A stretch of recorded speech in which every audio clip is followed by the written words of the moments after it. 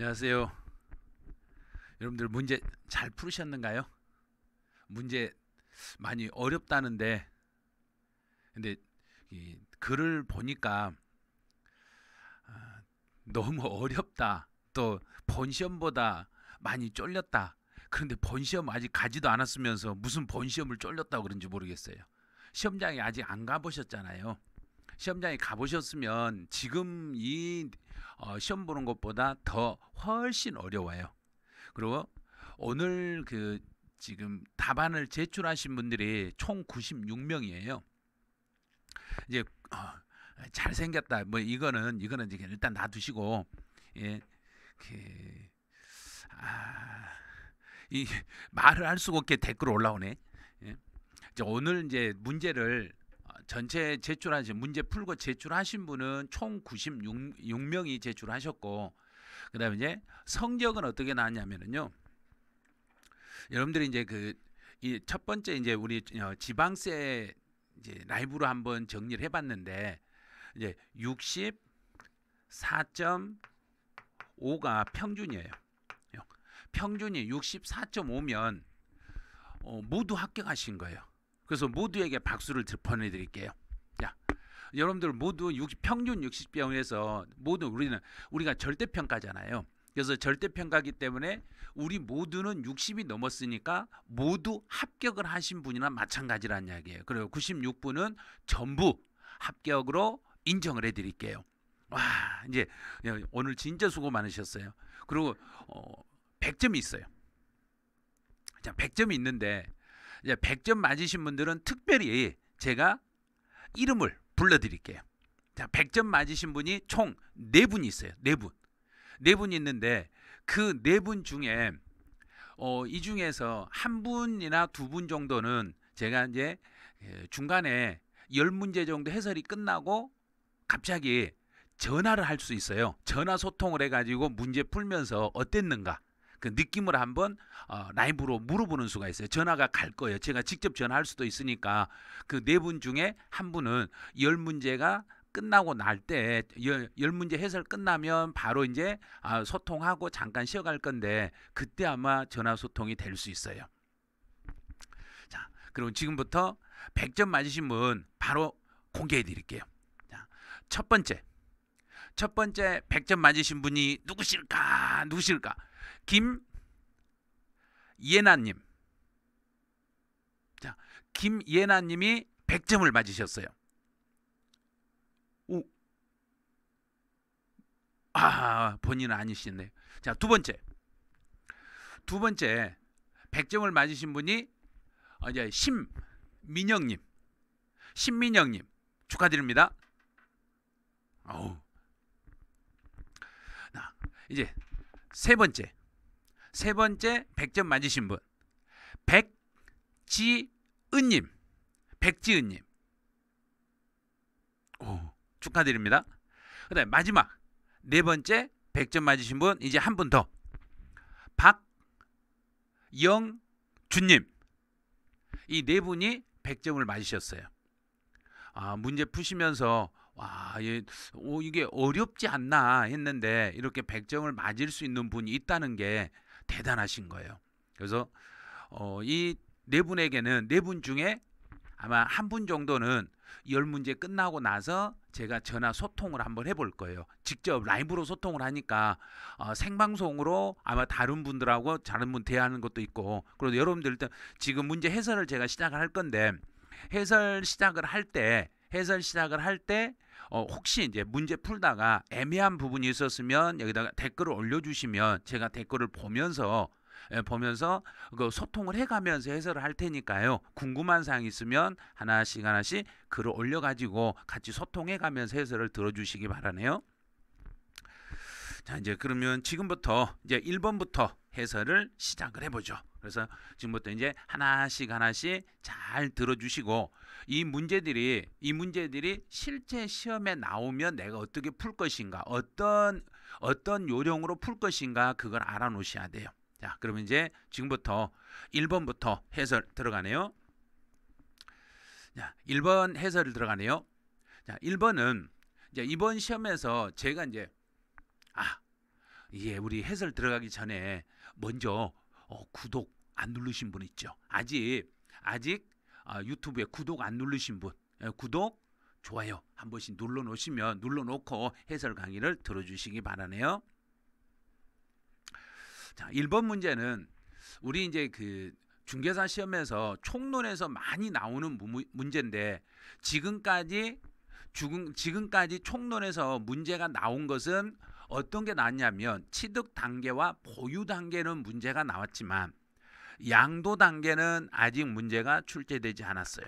그래서 우리가 예측하는 것은 양도 단계에서 관련된 문제가 나올 때 양도 단계하고 관련된 문제 나올 때는 반드시 이렇게 세금의 여러 가지 종류를 주고 이 중에서 양도 단계에 해당하는 게 몇 개냐 요걸 물어볼 거예요. 자, 그러면 어떻게 푸는가 요령 알려드릴게요. 양도 단계에서는 절대로 나올 수 없는 세금이 하나가 있어요. 그걸 빨리 찾으셔야 돼요. 양도 단계에서는 절대 나올 수 없는 게 지방교육세는 절대로 양도 단계에서 나올 수 없는 거예요. 요거 하나만 딱 기억하시면 돼요. 그러면 지방교육세는 양도 단계에서 절대로 안 나와요. 그럼 지방교육세는 취득 단계와 보유 단계에서만 취득과 보유 단계에서만 부과될 수 있고 양도 단계에서는 나올 수가 없습니다. 이렇게 되는 거예요. 다 해결했죠?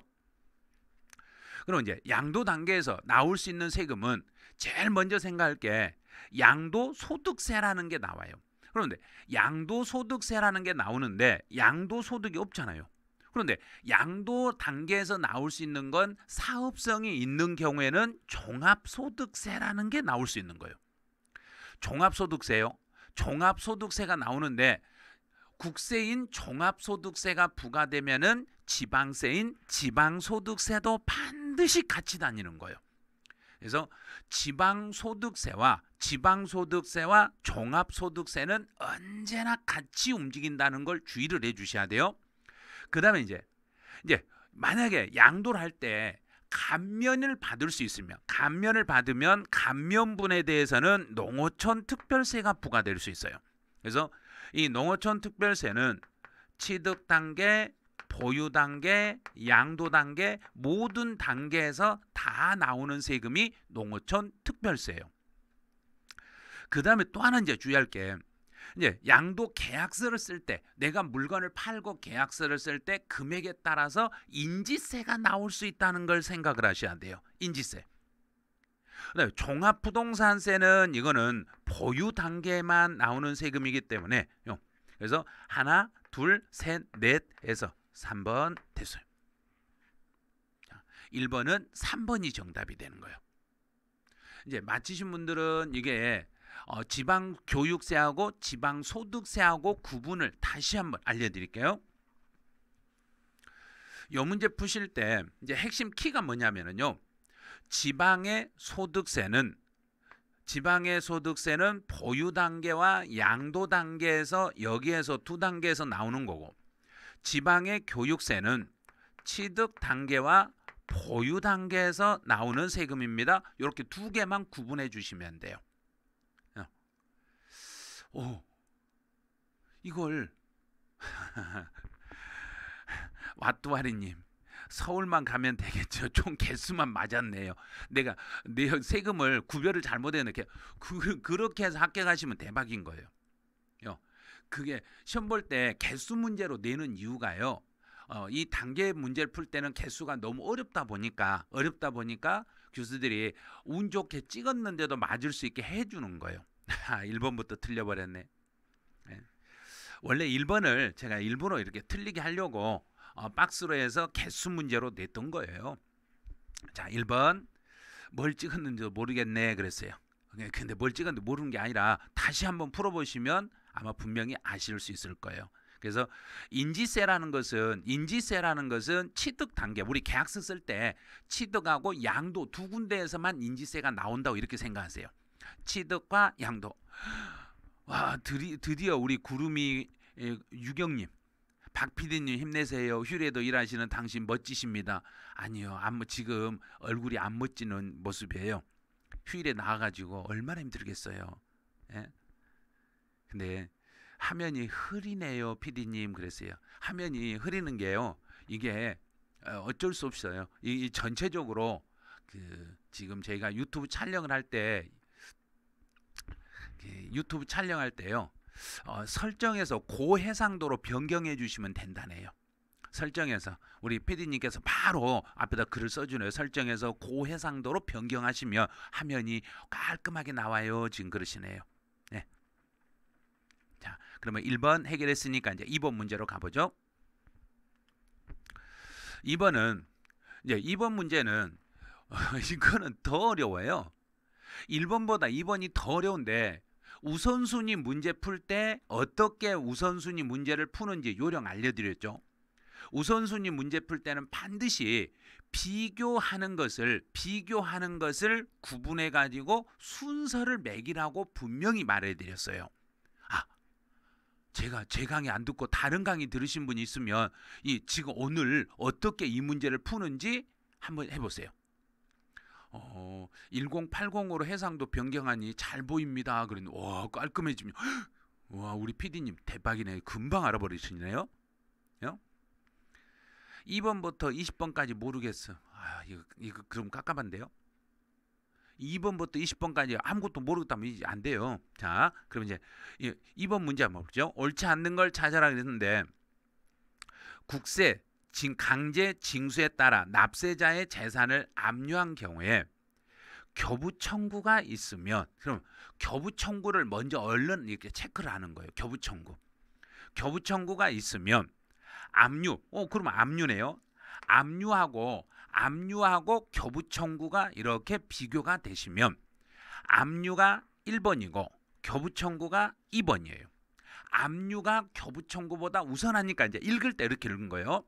압류와 관계되는 징수비는 교부 청구된 징수비보다 우선하여 징수합니다. 그러면 1번 압류가 교부 청구보다 우선하여 징수합니다. 그러면 이거 맞았네요. 이렇게 푸는 거예요. 그래서 생방 말고 다음에도 볼 수 있나요? PD님이 지금 조금 왔다 갔다 해요. 그래서 만약에 여러분들이 자꾸 이러면 갑자기 끊기는 수가 있어요. 예? 지금 생방으로 잘 들어주셔야지. 나중에 또 듣고 싶다 그러면 안 돼요. 띠링통님 담보, 압류, 교부청구 대박. 진짜 잘하셨네요. 담보가 1번이고 압류가 2번이고 교부청구가 3번이에요. 이렇게 하시면 돼요. 그래서 담보, 압류, 교부청구 순서로 이렇게 정해 놓으시면 분명히 할 수 있어요. 자, 2번 문제 가보죠. 동그라미 2번. 2번은 법정 기일을 물어보네요.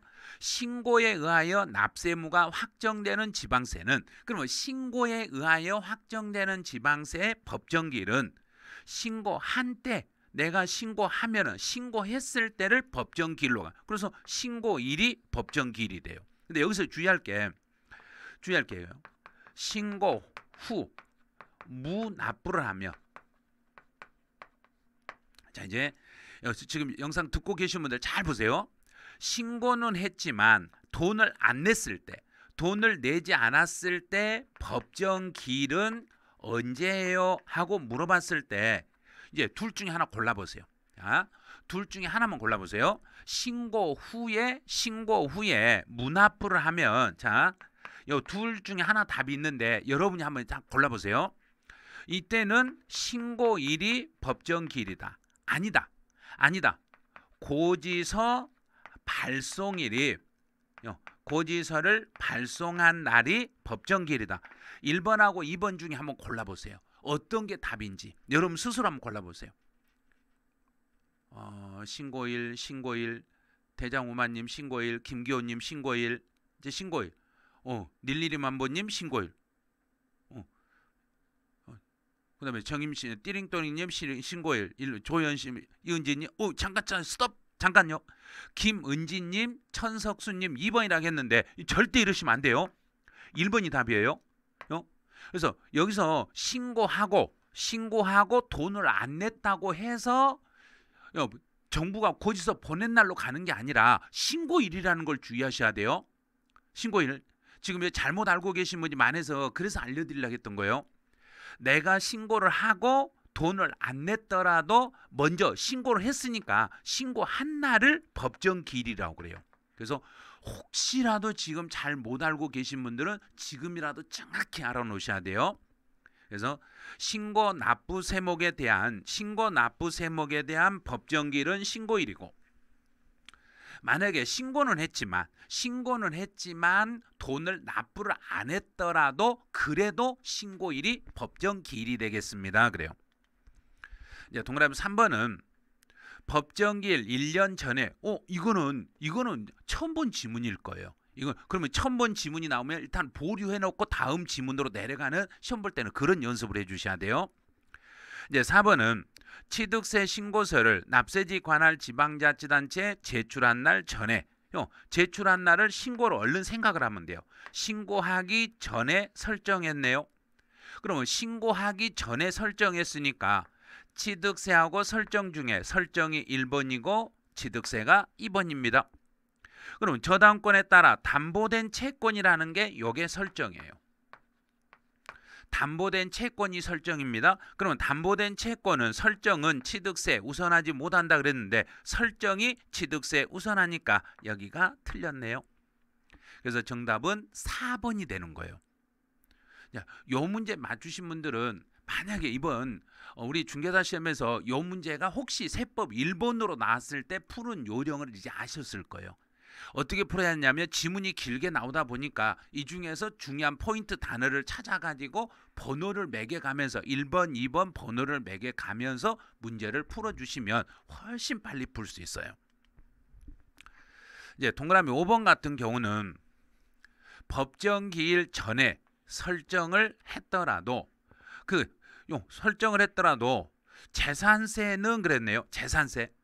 그럼 재산세라는 것은 설정이 먼저 되어 있어도 그 재산에 부과된 세금인 재산세는 설정보다 무조건 앞으로 가요. 그래서 설정은 재산세 우선하지 못하겠습니다. 그래요.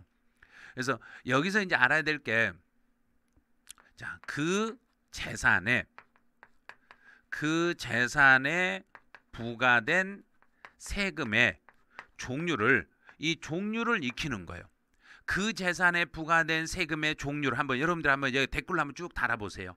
그 재산에 부과된 세금이 어떤 세금이 그 재산에 부과된 세금인지 첫 번째 하나씩 달아보세요. 이제 앞에서 하나 달면 제가 하나씩 알려드릴게요. 댓글 안 달면 하나도 안 알려드려요. 재산세, 종부세. 그럼 재산세 나왔네요. 재산세 나오고 국세 중에서 종합부동산세 나왔어요. 재산세, 종합부동산세, 두 개 모르시네? 자동차세도 나왔어요. 자동차세. 또 지역자원시설세. 지역자원시설세. 그 다음에 또 상속세. 상속세 나왔네요. 상속세도 나왔네요. 그 다음에 증여세도 나왔네요. 그 다음에 이제 여기서 재산세나 자동차세에 부과되는 지방교육세라는 게 있어요. 지방교육세는 주의하실 게 재산세나 자동차세에 여기에 부과되는 지방교육세를 말하는 거예요. 이렇게 하시면 돼요. 그래서 지금 전부 다 이제 찾아주셨는데 전부 다 재산세, 자동차세, 지역자원시설세, 재산세나 자동차세에 부과되는 지방교육세, 종합부동산세, 상속세, 증여세는 이것들은 아무리 먼저 설정을 해도요. 설정해도 이 세금들이 설정보다 우선하겠습니다. 그래요. 그래서 지금 박정수님이 그 지방교육세라고 이렇게 단순히 달아놨네. 그 큰 잘못하면 문제 틀릴 수 있어요. 주의하셔야 돼요. 지방교육세라고 할 때는 취득세나 등록면허세에 부과되는 지방교육세는 안 되고요. 재산세와 자동차세에 부과되는 지방교육세만 된다는 걸 주의하세요. 그래서 그 박정수님이 이렇게 쭉 달았는데 거기에다가 지방교육세에다가 뒤에다가 재산세와 자동차세에 부과되는 이렇게 메모를 다 살짝 바꾸셔야 돼요. 예. 그다음에 이제 그 아람님이 당해세라고 했는데 세법에서는 당해세라는 건 사실은 없어요. 그 재산에 부과된 세금을 민법에서 당해세라고 이렇게 하시는 거예요.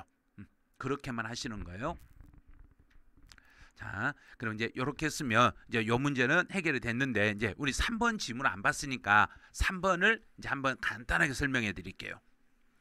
3번은 뭐냐면 3번은 이제 내가 이제 법정 기일 전에 특수 관계인가 짜가지고요 법정 기일 전에 1년 이내에 그러면 만약에 정부가 세금으로 해서 먼저 뺏어 가려고 하니까 내가 알고 있는 사람하고 짜가지고 저당권 설정을 해 놓은 거예요. 미리서 설정해 놓으면 그 세금보다 설정한 사람이 먼저 가져가니까 1년 전에 짜고 치는 고스톱이다 이렇게 생각하시면 돼요. 그러면 미리서 설정을 해 놓고 있었더라도 정부는 그거 무효다. 그거는 짜고 한 거짓 계약으로 봐가지고 그 계약은 무효다. 요렇게 할 수 있다는 이야기예요. 자, 해결했죠? 그래서 정답은 4번이 정답이었어요. 이제 문제 3번으로 가보죠. 문제 3번은 취득세가 과세될 수 없는 것을 찾아라 그랬어요. 취득세가 과세될 수 없는 걸 찾아봐라. 그래요. 통정허위하고 똑같은 거예요. 통정의 민법에서 말하는 통정허위하고 짜고 하는 이 거짓 계약이라고 똑같은 거예요. 그럼 그 계약 자체를 무효로 해버리고 정부가 우선순위를 다시 그 재산을 압류해서 뺏어갈 수 있다. 이렇게. 오늘 문제 푸르신 분들 실력이 대단하신데요. 이제 3번은 취득세가 과세될 수 없는 걸 골라봐라 그랬어요. 이제 토지의 지목이 전에서 대지로 지목 변경이네요. 지목을 변경했을 때는 반드시요. 가액이 증가된 부분에 대해서는 취득으로 보고 취득세를 부과하는 거예요. 또 두 번째, 조합이 비조합원의 부동산을 취득했을 때도 이것도 조합에게 과세를 합니다. 조합이 비조합원용의 부동산으로 취득했을 때도 요거는 과세 대상입니다. 그래요. 그다음에 1년을 초과하는 임시 사용 건축물이 있네요. 1년이 초과되더라도 과세 대상입니다. 이렇게 되는 거예요. 그럼 이제 4번을 주의해 보세요. 파산 선고로 인하여 처분되는 부동산을 취득했어요. 그럼 누군가가 파산 신청한 사람이 그 사람이 법원에다 파산 신청을 했는데 파산 신청한 사람의 재산을 법원이 처분한 걸 내가 샀네. 그럼 요거는 유상승계 취득으로 봐서 구입한 사람은 과세가 되는 거예요. 그걸 구입한 사람은 법원에서 그 물건을 유상으로 거래한 걸로 봐서 과세 대상이 되는 거예요. 이제 기계는 관련 부품을 구입하여 자체 제작했으니까 원시 취득이 되네. 요건 원시 취득이에요. 그럼 원시 취득에 대해서 과세하지 않는 건 뭐냐 이제 찾아봐요. 원시 취득에 대해서는 차량이나 기계나 항공기나 선박을 원시로 취득했을 때는 과세를 하지 않습니다. 그러세요. 기계를 원시로 취득했으니까 취득세에 부과할 수 없습니다. 그래서 정답은 5번 이렇게 나오죠. 그래서 정답은 5번이었습니다. 이렇게 돼요. 그래서 3번은 그렇게까지는 어려운 문제는 아니었어요. 3번은 충분히 풀 수 있는 문제네요. 자, 문제 4번으로 이제 가보죠. 문제 4번은 이제 작년 32회 시험에서 나왔던 지문을 약간 이제 변형해가지고 문제가 이렇게 구성이 됐는데 요거는 조금 어려워하신 분 지금 있을 거예요. 옳지 않는 걸 찾아라 그랬어요. 상소, 회복, 청구, 소.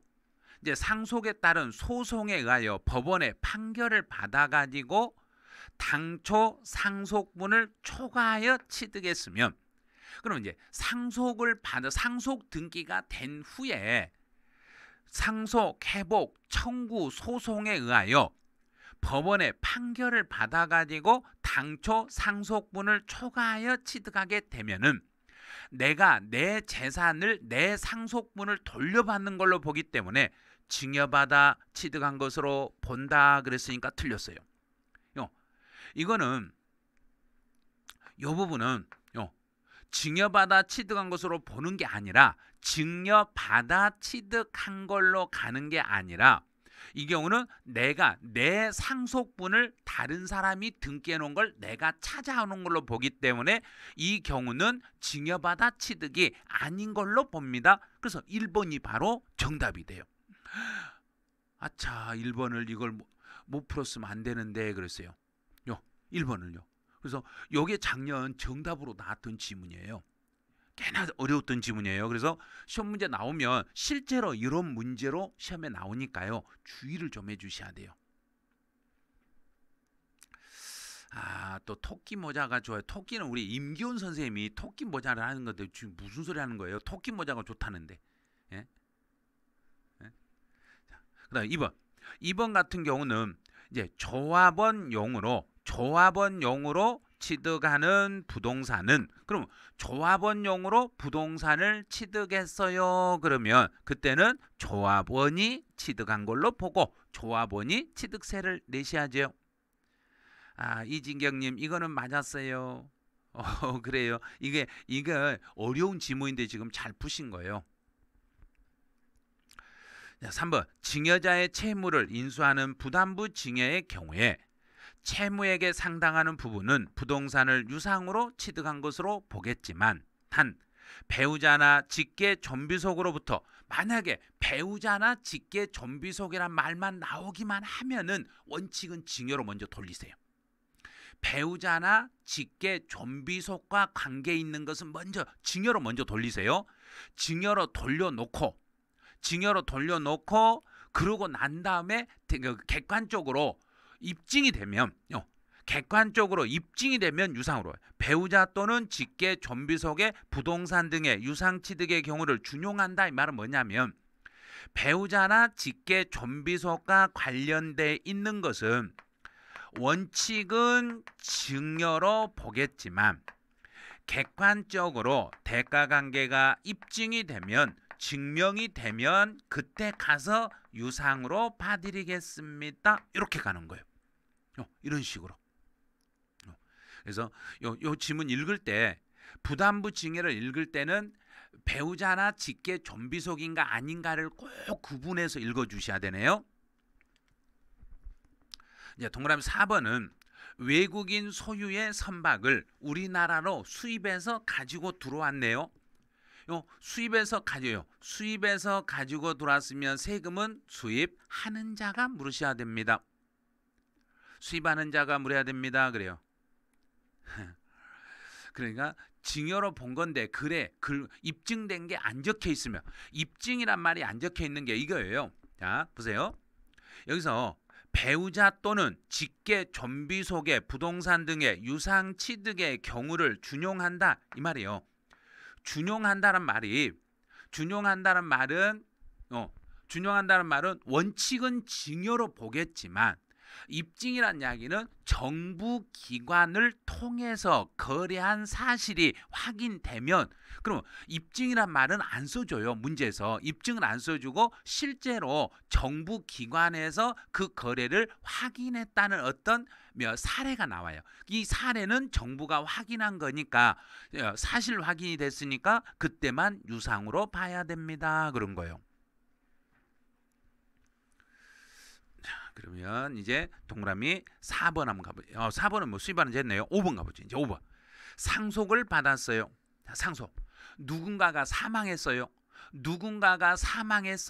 그랬어요. 누군가가 사망했으면, 그러면 사망자의 재산은 상속인 중에서 한 사람이 주장하나요? 그랬더니 아니요. 상속인 모두죠. 그래서 상속인 각자가 됩니다. 이렇게 가는 거예요. 상속인 각자가 납부할 책임이 있습니다. 이렇게 되는 거죠. 상속인 각자입니다. 그러면 이 상속인 각자들은 서로 연대 납세 의무가 있다는 것도 생각을 해주셔야 돼요. 연대 납세 의무가 존재하겠습니다. 이렇게 자, 해결했죠? 그러죠. 입증, 증명이란 말이 없어도 문장에 들어있는 의미를 보고 찾아내시는데요. 그렇죠. 그래서 세법은 암기하는 문제들이 아니라 문제 지문에서 해석으로 해가면서 푸는 연습을 해주셔야 돼요. 그래야만이 세법의 고득점이 나오시는 거예요. 그래서 단순히 막 머리 글자를 따가지고 애우고 그러시면 고득점이 나올 리가 없어요. 자다가도 교수님이 공부하라 그래요. 지금 시간 몇 시인데 잠을 자요? 3시, 지금 오후 지금 3시인데 지금 잠을 어떻게 해요? 그럼 저녁이라 뭐 하려고요? 예? 점수는 어떻게 확인하나요? 점수요.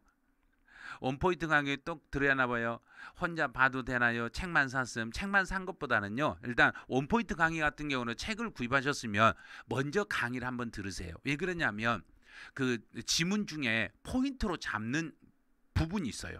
그 포인트로 잡는 부분을 찾아내고 그 포인트를 가지고 답으로 연결하는 연습을 제가 해드릴 거예요. 그래서 한 번은 먼저 강의를 들으시고 두 번, 세 번 반복하면서 계속 숙달을 시키는 연습을 하셔야 돼요. 그 방식이 가장 좋은 방식이에요.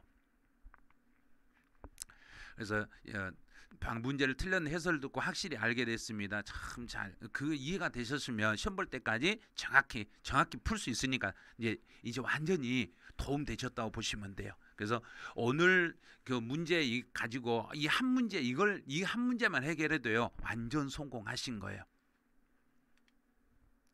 자, 문제 5번 가보죠. 이제 문제 5번은 취득의 시기에 대한 설명으로 틀린 것은 그래서 이제 취득 시기네요. 지금 강의하고 있는데 멸치볶음 하나 놓고 이제 아침 지금 아주 지금까지 이렇게 공부해 버리신 거예요? 예? 이게 갑자기 이상한 쪽으로 흘러가네요. 예? 자, 이제 취득 시기의 설명으로 틀린 걸 찾아봐라 그랬어요. 그러면 1번은 연부 그러면 연부라는 말만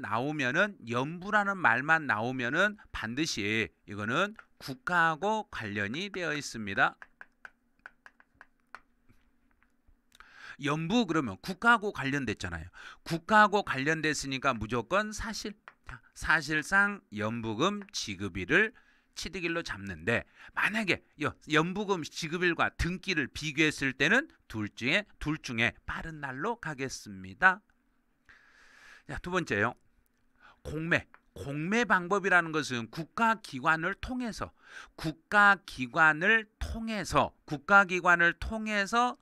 확인이 됐잖아요. 공매 그럼 사실이 되죠. 국가 사실과 등기를 비교했을 때는 빠른 날이죠. 건축물을 건축하여 취득하는 경우는 그러면 신축이라고 얼른 생각을 하시면 돼요. 신축이라고 하면 사용 승인서를 내주는 날과 사실상 사용일 중에서 빠른 날로 갑니다. 그랬어요. 네, 4번 같은 경우는 재산 분할이네요. 재산 분할은 내가 내 것을 단순히 찾아오더라도 내가 처음부터 내 앞으로 등기된 게 아니라 등기분에 대해서만 재산 분할은 취득세는 등기분만 과세가 돼요. 등기분만 과세가 되니까 등기한 날을 취득일로 잡겠습니다. 이제 5번은 매립이나 간척으로 토지를 원시로 취득했을 때는 등기일이 아니라 공사, 준공, 인가일로 가요. 공사, 준공, 인가일을 취득일로 잡겠습니다. 그러면 틀린 걸 찾아라 그랬으니까 이게 틀렸네요. 그래서 5번이 정답이 돼요. 5번 이렇게 정답을 하시면 돼요. 아람님이 매립 관련된 세율을 일몰제는 끝난 건가요? 일반 원시 취득 세율과 같나요? 그래서 일몰제라는 것은 세법이 이게 특례 적용을 받는데 이 특례를 적용을 연장을 안 하면 일몰제로 해서 그 법이 끝나는 건데 아직 일몰제 적용 안 끝났어요. 왜냐하면 지방세 특례 제한법에서 이번 연도 계속 유지가 돼요. 이번 연도 유지가 되기 때문에 특별히 지방세 특례 제한법에서 2%를 빼주라는 게 있으면 2% 빼주는 거고, 만약에 그렇지 않으면은 그냥 2.8%로 가는데, 우리 문제 풀 때는 문제 지문에 보면 제일 끝에 보면 지방세 특례 제한법은 고려하지 말고 풀어라, 그래서 2.8을 적용하는 거예요. 그래서 일몰제가 적용이 돼서 그런 게 아니라 지방세 특례 제한법하고 관계없이 문제를 풀어라 그랬으니까 2.8 이렇게 보시면 돼요.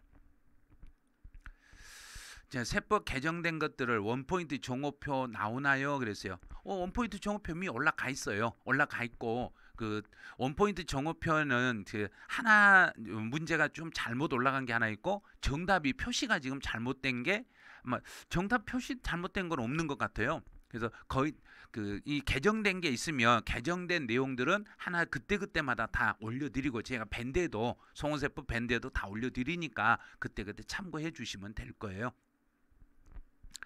국어 실력이 늘어나서 다른 문제도 풀려요. 제가 이제 국어셈을 하면 되겠네요. 그러면 이제부터는 세법셈이 아니라 국어셈을. 예? 하도 해석을 못하니까 우리말로 진짜 쉬운 우리말로 제가 풀어드리려고 얼마나 고생을 했는데요. 예? 자, 그러면 5번 문제 지문 정답은 5번이었죠. 자, 문제 6번으로 이제 가봐요. 이제 6번도 함정에 걸리신 분 좀 많으실 거예요. 여기서 함정에 걸리신 분들은 어떤 게 함정이냐면, 여기에서는 법인이 아닌 자가 이걸 봤어야 돼요. 자, 법인이 아닌 개인이 요거를 해석을 하셔야 돼요.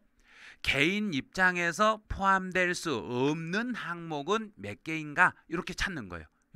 그러면 문제 풀 때 언제나 문제 이렇게 해주셔야 돼요. 개인과 법인 입장에서, 개인하고 법인 입장에서 서로 구별을 어떻게 하는지 이렇게 보시면 돼요. 할부이자와 연체료는 개인은 제외하고 법인은 포함합니다. 채무인수액은 개인도 법인도 모두 포함합니다. 취득에 필요한 용역 제공을 받고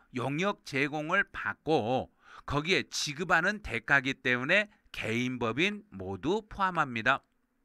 전기 사용료는 개인도 법인도 모두 제외됩니다. 공인중개사에게 지급한 중개보수는 개인은 제외하고 법인은 포함합니다. 그럼 문제에서 개인 입장에서 포함될 수 없는 건 몇 개예요? 그럼 1개, 2개, 3개 해서요. 그래서 6번의 정답은 3번 3개입니다. 이렇게 드려야 돼요.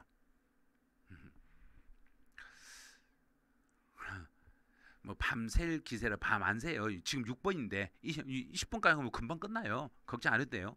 그래서 개인하고 법인하고 이렇게 구별할 때 반드시요, 구별을 개인, 법인 입장에서 서로 비교해 가면서 정리를 꼭 해 놓으셔야 돼요. 자, 이제 문제 7번으로 가보죠. 문제 7번은 취득세에 대한 설명으로 옳지 않는 걸 찾아봐라 그랬어요. 체크 잘못했는데 개수는 맞춰버렸네. 진짜 대박이시네. 이런 게 시험장에 가서 이런 행운이 있어야 된다니까요. 이런 걸.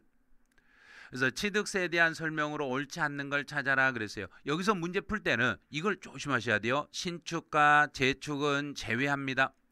그러면 신축과 재축은 제외합니다 그랬으니까 새로운 건 빼고 판단하세요 이 말이에요. 새로운 건 빼고 판단하세요 이 말이에요. 새로운 건 빼니까 기존치로 보고 문제 풀어라. 그러면 기존치니까 증가한 가액을 과세 표준으로 해주시면 됩니다. 1번 맞았네요. 자, 두 번째요.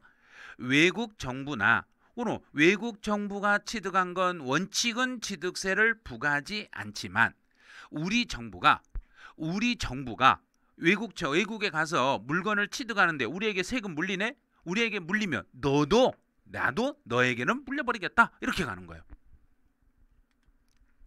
자, 동그라미 3번. 법인과의 거래 시 장부상의 취득가액이 증명이 되는 경우는, 그럼 법인과의 거래를 통해서 장부상에서 증명이 되면 그때는 객관적으로 입증이 됐으니까 사실상 가격으로 가겠습니다. 그래요. 네, 4번은 법인 장부로 토지. 여기는 법인 장부네요. 장부에 의해서 입증이 되면, 장부상에서 입증이 되면, 외부 감사를 받았기 때문에 반드시 입증이 되면 그 입증된 가액을 그대로 가는 거예요. 입증된 걸로 가는 거예요. 입증된 걸로 가는데 지목 변경 전후 시가 표준액의 차익이다, 이거 아니에요. 자, 입증이 됐으면은 그 입증된 가액을 그대로 과세 표준으로 이렇게 해주시면 돼요. 그래서 정답이 7번의 정답은 4번이 되시는 거예요. 취득세 과세 물건을 유상으로 취득한 자는, 유상으로 취득했으니까 취득한 날로부터 60일 이내에 신고하고 납부를 해주시면 되겠습니다. 맞았네 그랬네요. 그렇죠. 입증된 가액으로만 하겠습니다 그러는 거예요. 그래서 100점이 4명이라 이해는 더 어렵게 내시는 거 아닐까요? 이해는 국세잖아요. 어차피 양도소득세 좀 어려워하시잖아요. 쉽게 내도 다 맞는 분은 잘 없을 거예요. 양도소득세니까. 그래서 지방세는 그래도 이 정도면 어려운 문제인데도 잘 풀으셨어요. 그리고 평균이 64.5 정도면 진짜 잘 풀으신 거예요. 전부 다 내가 잘 풀었다 이렇게 생각하시면 돼요. 이제 문제 8번 가보죠. 8번은 취득세에 대한 설명, 취득세 세율로 오른 걸 찾아봐라 그랬어요. 야, 이거 이게 7번 어려웠어요. 진짜 어려웠을 거예요. 7번 어려웠을 거예요. 왜냐하면 이게 여기를 영리법인이라고 써놨잖아요. 영리법인이 무상으로 부동산을 취득했을 때는, 영리법인이 무상으로 취득했을 때는 3.5%예요. 그래서 정답은 1번이 답이에요. 많이 들리셨겠죠? 1번이 답이에요. 그래서 이제 상속으로 농지를 상속받으면 2.3. 농지는 2.3. 네. 농지 이외를 상속받으면 2.8. 네, 매매로 농지 이외를 유상으로 취득했으면 4%. 공유, 합유, 총유물의 분할은 2.3%. 취득세 세율 같은 경우는 꼭 암기를 하셔야 돼요. 암기하셔야지, 암기 안 하시면 이런 문제를 풀기가 어려우세요. 아주 어려우세요. 그래서 비영리 법인이 증여를 받으면, 비영리 단체가 증여를 받으면 2.8이고, 일반적인 경우에는 3.5인데 영리 법인이었을 때는 3.5의 세율로 과세된다 이렇게 보시면 돼요. 자, 9번으로 가보죠. 9번 같은 경우는 요거 잘 못 푸신 분들 위해서 알려드릴 테니까요. 이거 지금 요 내용 하나만 알아도요, 오늘 진짜로 성공하시고 오늘 너무나 많은 걸 얻어가실 수 있을 거예요. 특례세율 문제를 풀 때는 반드시요, 등기를 하는 건지 등기 안 하는 건지, 등기하는 건지 안 하는 건지만 보고 문제를 풀어보시면 돼요. 등기 하나 안 하냐 이것만 보세요. 벌채하여 원목, 나무를 생산했네요. 그러면 통나무에다 번호를 매기잖아요. 번호 매기는 걸 등기라고 하세요. 번호 매기는 걸 통나무에다 1번, 2번 번호 남바링 매긴 거 있죠. 그걸 등기예요. 그래서 원목을 생산했을 때는 통나무 하나당 1번 통나무, 2번 통나무, 3번 통나무 이렇게 가는 거예요. 그다음 이제 니은번은 토지의 지목이나 종류를 변경했거나 지목을 변경하여 가액이 증가됐을 때는, 지목 변경 등기는 등록 면허세 항목이니까 취득세에서는 등기사항이 아니에요. 취득세에서는 등기사항이 아니라는 거 주의하셔야 돼요. 그다음에 무덤이요. 무덤은 취득세는 과세인데, 무덤은 이미 죽어버린 사람이 땅속에 들어있으니까 죽어버린 사람 이름으로 등기할 필요가 없겠죠. 공유물을 분할했네요. 공동으로 소유한 물건을 분할했을 때는 분할에 따른 등기를 하셔야 돼요. 그래요. 그 벌채 원목은 등기, 그 통남에다 번호 매기는 걸 등기라 하시면 돼요. 그렇게 찾아내시면 돼요. 그래서 여기서 이제 문제에서 등기한다 그러면 등기만 한다 그러면 특례라는 것은 등기를 하면 옛날 취득세 2%를 빼버리는 거예요. 그래서 표준 세율 중에서 중과 기준 세율을 뺀다요.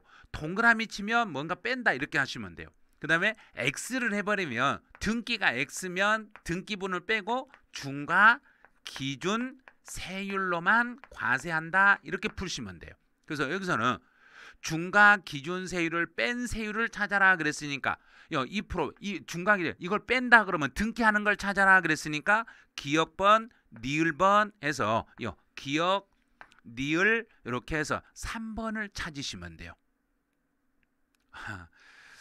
그렇죠. 등기라고 적어놓고 풀었는데 맞았네요. 이게 진짜로 잘하신 거예요. 등기를 하면 무조건 뺀다. 요 생각만 하고 문제를 풀어주시면 반드시 문제를 맞출 수 있어요. 그래서 너무 쉬운 문제인데 이런 문제를 풀면서 너무 어려워하세요. 너무 어려워하시니까 그냥 등기사항이면 중과기준세율 뺀다. 등기사항 아니면 중과기준세율로만 과세한다. 이렇게만 보고 푸시면 돼요. 그래서 정답은 3번이었어요. 이제 10번 문제로 가보죠. 10번 문제 같은 경우는 이제 취득세 신고 납부 기간에 대한 설명으로 틀린 걸 찾아봐라 그랬어요. 틀린 것을 찾아봐라 그랬네요. 근데 여기는 일반적으로 유상승계 취득의 경우는 잔금 지급일로부터 그러면 내가 돈을 주고 샀으니까 그 돈을 주고 샀으니까 잔금 지급일로부터 60일 안에 취득세를 신고하고 납부하시면 돼요. 근데 무상 상속이네요. 상속이 나오면은 언제나 상속이 나오면 달의 말일부터 이것부터 뭐라고 그랬죠? 상속 개시일이 속하는 달의 말일부터 우리나라에 주소를 두고 있으면 6개월, 외국에 주소를 두고 있으면은 9개월. 또 증여를 받았어요. 그럼 이번 연도 주의하시라고 했어요. 이번 연도에는 증여를 받으면 증여 계약일로부터 60일이에요. 이번 연도는 주의하셔야 돼요. 이번 우리 시험 볼 때까지는 증여 계약일로부터 60일 안에 신고하고 납부하겠습니다. 이제 허가받기 전에 거래대금을 완납했어요. 그럼 돈을 먼저 완납하고 나중에 허가가 떨어졌을 때 세금의 신고는 거래대금을 완납한 날로부터 60일이 아니라 허가일로부터 60일입니다. 허가 받은 날로부터 60일이기 때문에 요게 틀렸네요. 4번 틀렸어요. 근데 5번 같은 경우는 어떻게 하냐면 취득세, 비과세에서 과세로 바뀌면 그 사유 발생일로부터 60일 안에 신고하고 납부를 해주시면 돼요. 그 사유 발생일로부터 이렇게 해주시면 돼요. 통화하느라 잠깐 못 봤는데 5번부터 9번까지 날아가 버렸네요. 답 좀 알려주세요 그랬는데 어떻게 답을 알려드릴 수는 없고 다른 분이 아마 해드릴 수 있는데 제가 분명히 10문제 끝나면 점수 잘 나오신 분하고 지금 생방으로 해서 진짜로 소통을 한번 해본다고 했잖아요. 그래서 직접 이제 그 네 분 중에 한 분을 전화 연결을 한번 해볼 거예요. 전화 연결해 볼 건데 전화 연결이 되면 제가 지금 제 전화번호가 갈 건데 만약에 안 받거나 그러면 다른 분한테 갈 거예요.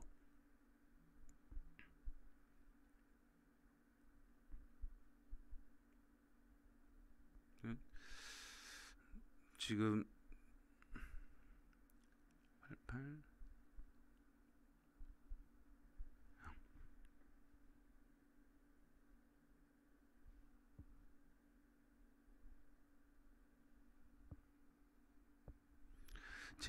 지금 이제 그 다 맞으신 분 중에 한 분하고 통화를 한번 해볼 거예요.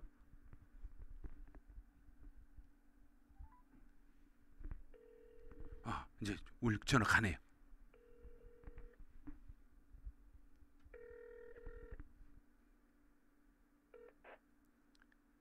여보세요? 여보세요? 시민영님인가요? 안녕하세요. 어떻게 해서 이렇게 다 맞게 됐어요?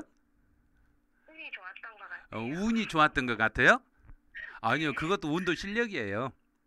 그, 제가 안 예, 그래도 너무 어려워가지고 네, 오전에 예, 재산세 공부를 열심히 하고 있었는데 네. 시험 범위가 재산세까지 너무 좋았던 것 같아요. 아, 거기까지만이어서. 근데 네, 1번 문제 바로 네. 풀면서 당황하지 않으셨어요?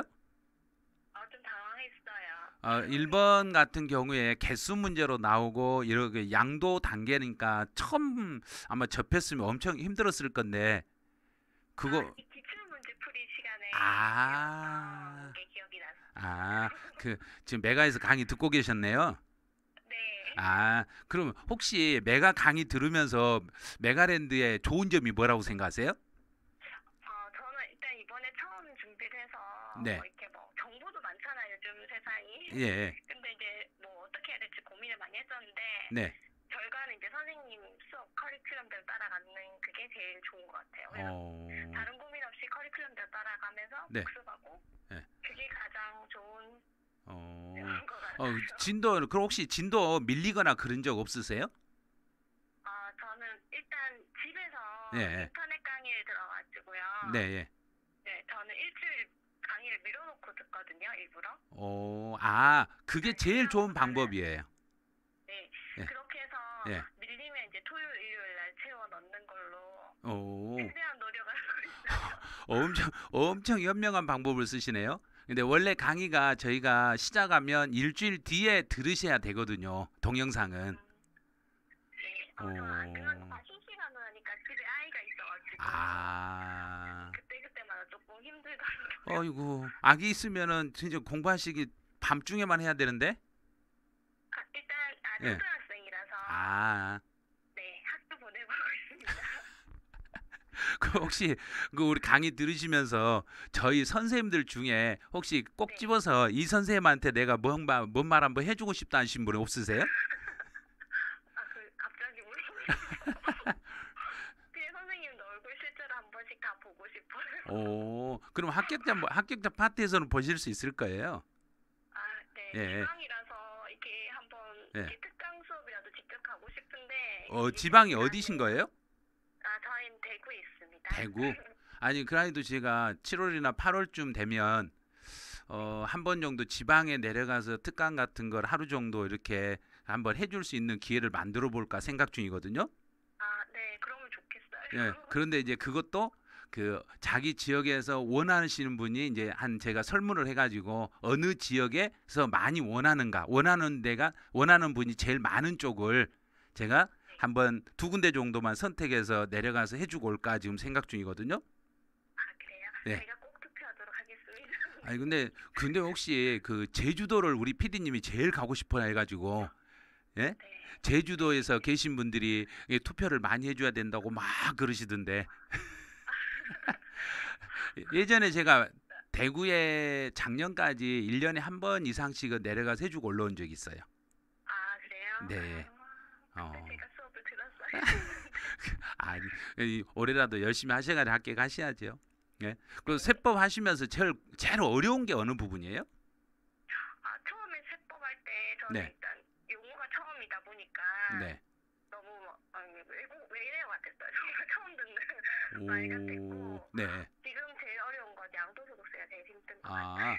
양도소득세 어려워하시는데 이제 네. 좀 방법을 약간만 바꿔보세요. 양도소득세는 제가 이제 강의할 때도 이야기하는데 절단이 있잖아요. 1절, 2절, 3절. 한 절 끝나면 그 절 이상은 절대 보시면 안 돼요. 네. 예를 들어서 1세대 1주택 비과세를 공부한다. 그럼 비과세 쫑들만 그것만 계속 비과세만 보셔야 돼요. 음, 그래서 비과세 보고 비과세와 관련된 기출문제 풀고 마지막에 비과세와 관련된 원포인트 지문으로 마무리 정리하시면 비과세가 완전히 싹 끝나요. 그런 식으로. 근데 만약에 양도세 어려워하시는 분들이 제일 많이 실수하시는 게 처음부터 끝까지 양도세를 다 본 다음에 문제를 풀라고 하시는 거예요. 예, 그래서 좀 어려워하세요. 네, 이제 꼭 참고해서 예, 조금만 참고해 보시면 그 양도소득세 금방 잡을 수 있어요. 네. 어려워하지 마시고 열심히 하세요. 오늘 100점 맞은 거 네. 축하드립니다. 네, 감사합니다. 네, 네, 선생님 덕분에 아니요. 예, 열심히 하신 덕분이에요. 네. 그러면 다음에 또 혹시 궁금한 사항 있으시면 제가 이 번호가 제 번호니까요. 궁금한 사항이 있거나 실무하실 때 궁금증 있으면 그 언제나 AS는 해드릴 테니까 궁금한 사항 있으면 연락 주세요. 네. 네, 꼭 연예인 전화번호 딴 것 같아요. 예. 오늘 시험 잘 보셨으니까 이렇게 그 중에서도 제가 네 분 중에 먼저 한 분을 선택해서 전화를 한번 했는데 너무 잘 받으셔서 고맙습니다. 네. 네, 감사합니다. 네. 들어가세요. 네. 어, 좀 그 집에서 공부를 이렇게 인터넷으로 한다는데 저희가 생각하는 인터넷 강의 듣는 방식을 정확히 택하셨네요.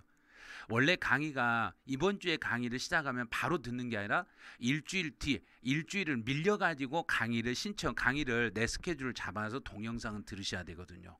그래야 동영상이 다 업데이트가 돼 있어요. 업데이트가 되어 있는 상태에서 그걸 연속으로 반복해서 들을 수 있는 이런 동영상 시스템이기 때문에 저희가 실강보다는 딱 일주일만 늦게 강의를 들으시면서 따라오시고 근데 지금 5월달, 6월달이니까 지금은 저희가 이제 강의를 할 때 약간 스피드 있게 강의를 해요. 그럼 강의를 할 때 강의한 내용을 너무 빨라요. 못 따라가겠어요. 그러지 마시고 일단 들으세요. 끝까지 들으시고 다 듣고 난 다음에 다시 듣기를 한 번 더 해보시면 돼요. 그런 식으로 하시면 충분히 이론하고 문제 다 따라갈 수 있고 문제풀이는 굳이 같이 따라하지 마시고 이론 정리하고 스스로 문제를 이렇게 풀어보시면 돼요. 그렇게 해주시면 돼요. 제 밴드에 오시면 제 밴드에 제 이름 옆에 핸드폰 번호가 다 수록이 돼 있어요. 그래서 혹시 궁금하신 분들은 밴드 가입을 먼저 하셔야 돼요. 밴드 가입하시면 밴드에 전화번호 있으니까 합격하시거나 또는 집에서 실무적으로 세법이 궁금하시면 언제든지 그 연락 주시면 제가 알고 있는 범위 내에서는 알려드리니까요. 그러니까 참고하셔가지고 해주시고 이제 여기서 잠깐 10분 정도 쉬었다가 이제 11번부터 해설 들어갈 거니까요. 지금부터 10분간 쉬었다가 진행을 다시 하죠.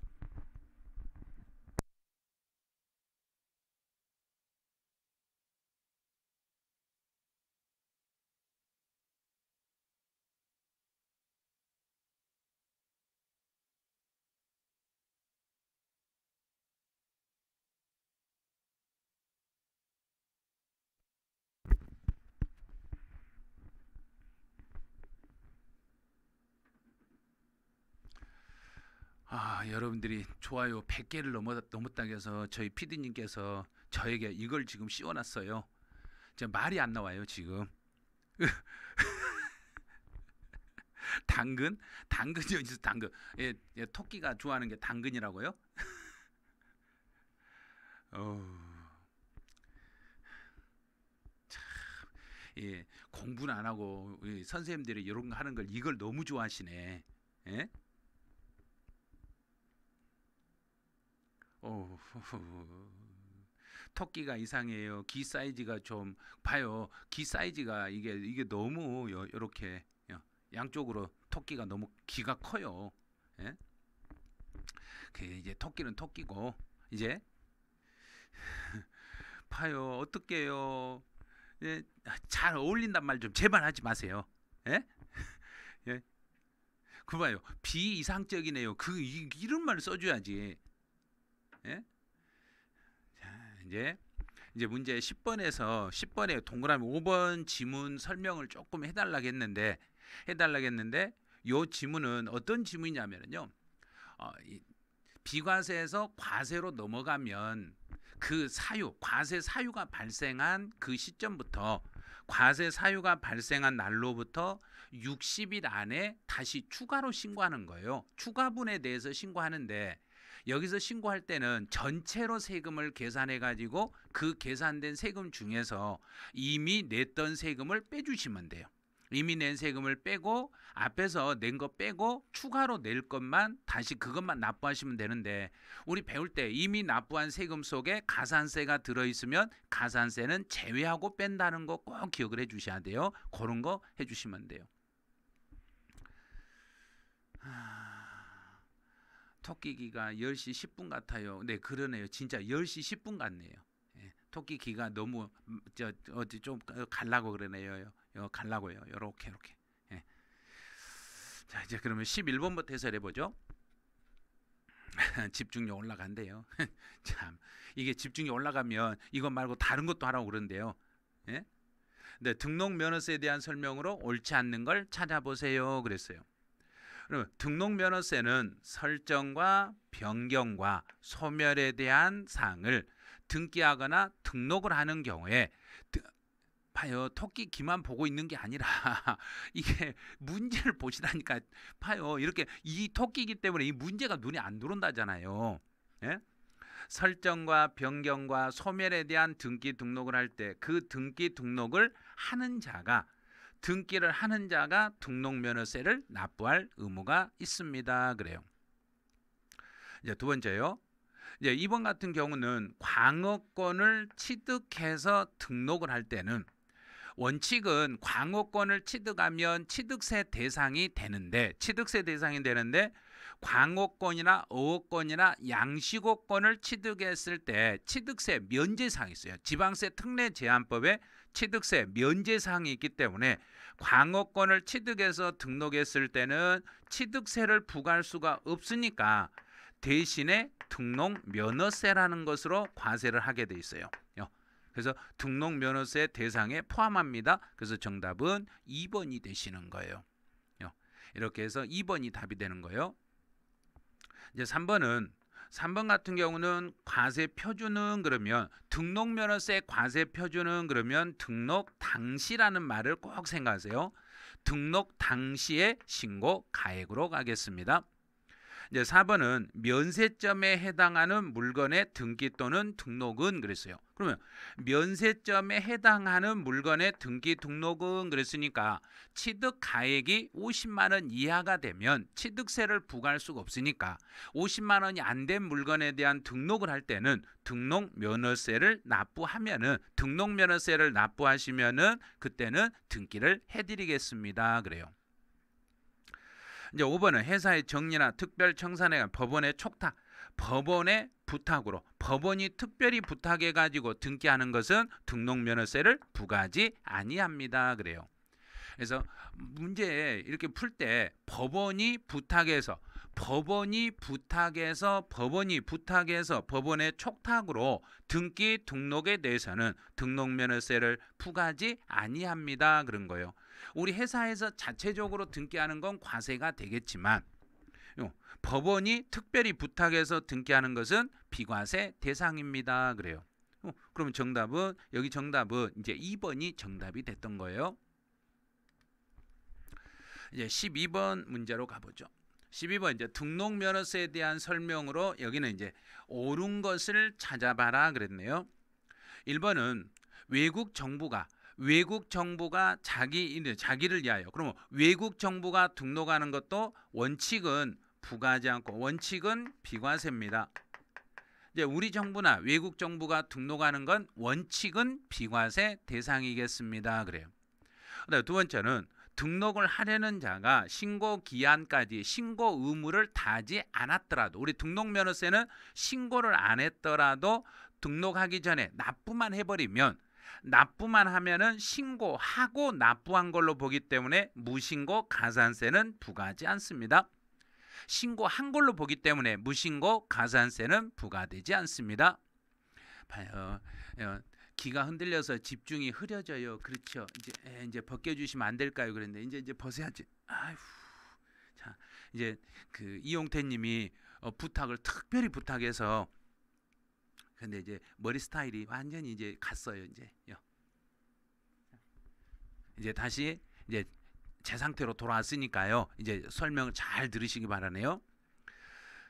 그럼 이제 2번 같은 경우는 등록을 할 때 신고는 안 했지만 등록하기 전에 납부를 했다면 신고하고 납부한 걸로 보기 때문에 무신고 가산세는 부과되지 않습니다. 그래요.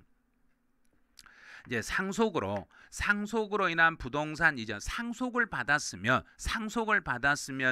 그때는 1.5가 아니라 원래 이제 취득세 얼른 생각해 봐요. 취득세에서는 농지를 상속을 받으면 2.3, 농지가 아니면 2.8이에요. 이 중에서 더 높은 세율 중에서 취득세 부과를 못하면 2%를 빼면 0.8%를 물어야 되니까 이제 여기는 8이 되겠죠. 그리고 3번도 틀렸네요.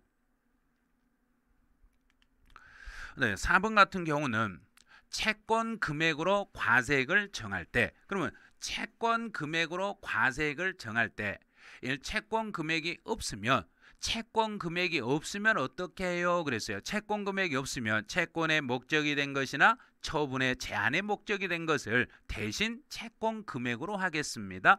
이거는 맞았네요. 그다음에 이제 5번 같은 경우에 납세지 문제인데 하나의 물건이 여러 군데 지방에 맞물려 가지고 각 지방별로 부과할 수가 없을 때는 그때는 영업장 사무소가 아니라 등록 관청 소재지로 가겠습니다. 등록 관청 소재지를 납세지로 이렇게 하는 거예요. 등록 관청 소재지로 가겠습니다. 그래요. 그럼 이제 여기 이제 문제 풀 때 이제 주의하실 게 이제 요거 한번 봐보세요. 채권 금액을 과세 표준으로 하는 것, 요거를 이제 찾아내셔야 돼요. 자, 채권 금액을 과세 표준으로 하는 게 한 5개 정도 나와요. 자, 여러분 5개 한번 다 찾아내 보세요. 채권 금액이 과세 표준이 되는 거 이제 하나씩 이제 여러분들이 글을 올리면 하나씩 제가 알려드릴게요. 그래서 채권 금액이라는 것은 상대방한테 내가 돈을 받으려고 하는 거잖아요. 그래서 채권 금액을 과세 표준으로 하는 것은 자, 담보라는 게 나왔네요. 담보에 대한 가등기. 자, 담보에 대한 가등기는 채권 금액으로 갑니다. 하나만. 그다음 가압류, 가처분, 저당권 여기까지 나왔어요. 그다음에 이제 저당권, 가처분 다 나왔는데 하나 지금 안 나왔어요. 아직 제가 이제 지금 너무 올라가가지고 지금 못 봤는데 하나를 더 찾아내셔야 돼요. 가처분, 가압류는 지금 그렇죠. 경매 신청. 경매가 아니라 경매 신청. 경매 신청 등기는 요게 채권 금액이 과세 표준이 되는 거예요. 그래서 이런 것들은 혹시 문제에서 다음 중에 채권 금액을 과세 표준으로 하는 것만 모두 골라라 그러면 이걸 고르셔야 돼요. 이렇게 골라내셔야 돼요. 그래서 담보가등기, 가압류, 가처분, 저당권, 경매 신청 같은 경우는 이런 게요. 그래서 경매가 아니라 경매 신청이죠. 그래서 맞아요. 경매 신청 등기를 할 때는 그때는 채권 금액을 과세 표준으로 합니다. 그래요. 이제 문제 13번 가보죠.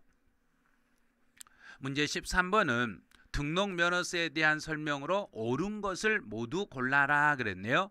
올바른 것을 모두 골라라 그랬어요. 그럼 납세지가 분명하지 않았네요. 납세지가 분명하지 않았을 때는 등록 관청 소재지를 납세지로 하겠습니다. 자, 하나 맞았죠? 네, 두 번째는 자산 재평가라는 말만 나오면 무조건 자산 재평가란 말만 나오면 무슨 글자 한 글자만 찾으라겠는지 얼른 생각을 딱 해내요. 자산 재평가 그러면 찾아야 될 지문은 반드시 딱 한 글자. 변경 재평가 전이 아니라 재평가 그렇죠. 된이라고 찾아도 되고 재평가 후라고 해야 되는데 시험 볼 때는 재평가 된으로 나와요. 그래서 후가 아니라 된으로 나오니까 된자를 잘 생각하세요. 재평가 된 가액을 후라고는 시험에 잘 안 나와요. 이렇게 후라고 혹시 알고 계신 분이 있으면 재평가 된 가액을 기준으로 하겠습니다. 이렇게 알아주시면 돼요. 이제 회사의 정리나 특별 앞에서 했죠. 법원의 촉탁. 법원이 특별히 부탁해서 등기하는 것은 등록면허세를 부과하지 않습니다. 그랬네요. 그럼 옳은 것을 모두 골라라 그랬으니까 기역, 디귿에서 요 두 개. 기역, 디귿에서 3번 요게 정답이 돼요.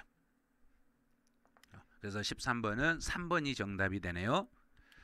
이제 14번 가보죠. 14번은 올해 이제 법이 개정이 된 내용이고 이 개정된 내용을 시험으로 만들 때 이호 문제로 만들 수 있어요. 이렇게 만들 수 있으니까 14번은 올해 시험 문제 진짜로 100% 나온다고 생각하고 공부를 하셔야 돼요. 이런 문제 같은 경우는 시험에 100% 나온다고 생각하고 반드시 이거 알아놓으셔야 돼요. 이제 재산세 과세 대상 물건이 공부상의 현황과 사실상 현황이 다른 경우에 공부상 현황에 따라 재산세를 부과하는 것으로 모두 묶인 걸 찾아라. 공부상의 현황에 따라서 그랬어요. 공부상 현황.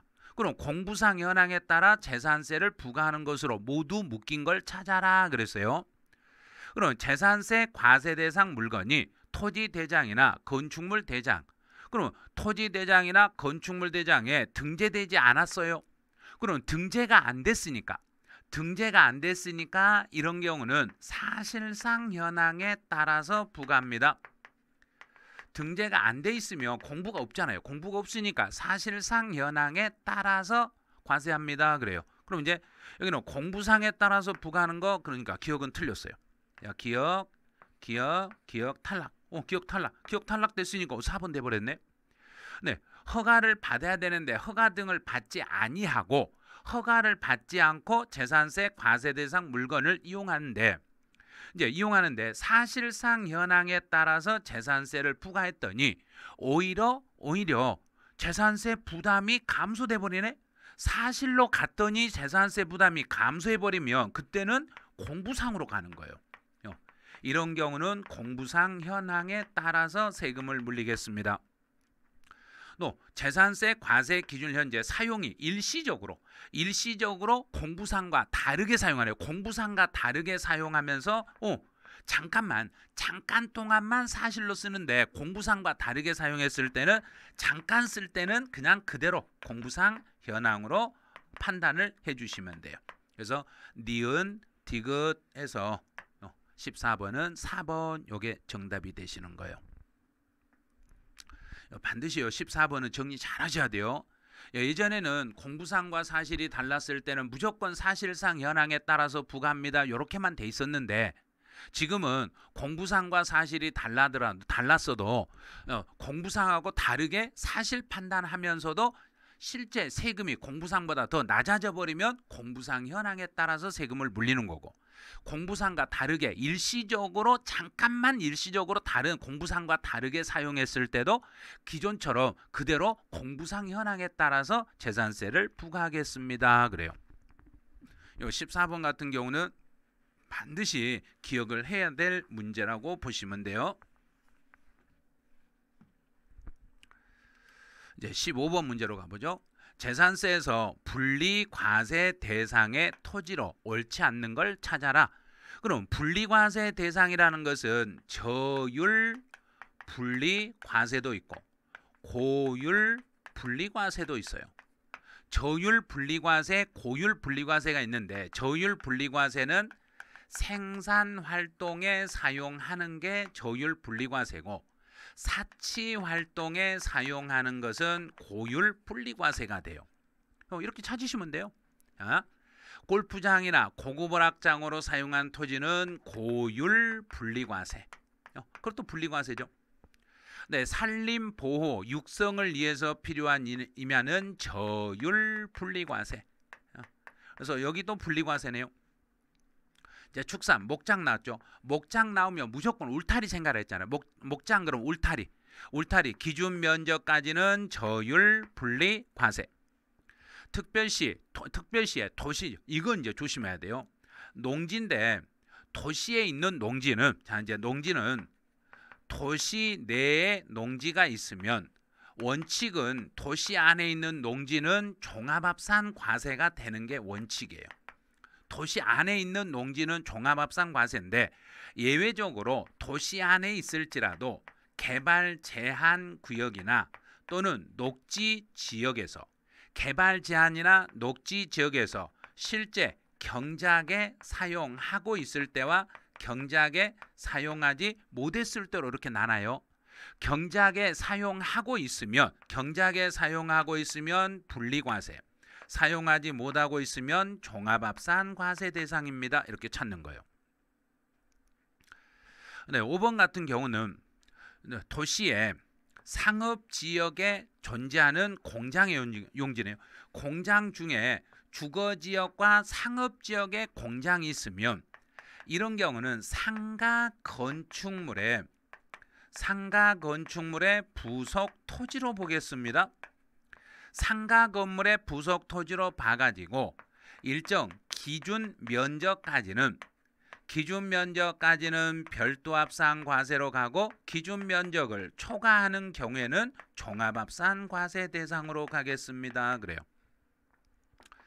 이렇게 이제 해석하시면 돼요. 자, 이렇게 해석하시면 분리과세 대상에서 분리과세 대상 토지로 옳지 않는 걸 찾아라 그랬으니까 정답은 5번 이렇게 답을 찾으시면 돼요. 그래서 이건 이제 5번이 정답이 됐던 거예요. 16번 가보죠. 16번은 재산세에 대한 설명으로 재산세에 대한 설명으로 옳은 것을 모두 골라봐라 그랬어요. 옳은 것을 모두 골라봐라 그랬네요.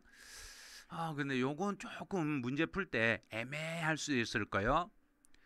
그 앞에 문제에서 4번, 5번 고민하다가 틀렸는데 15번까지는 다 맞았어요. 오, 대단하시네요.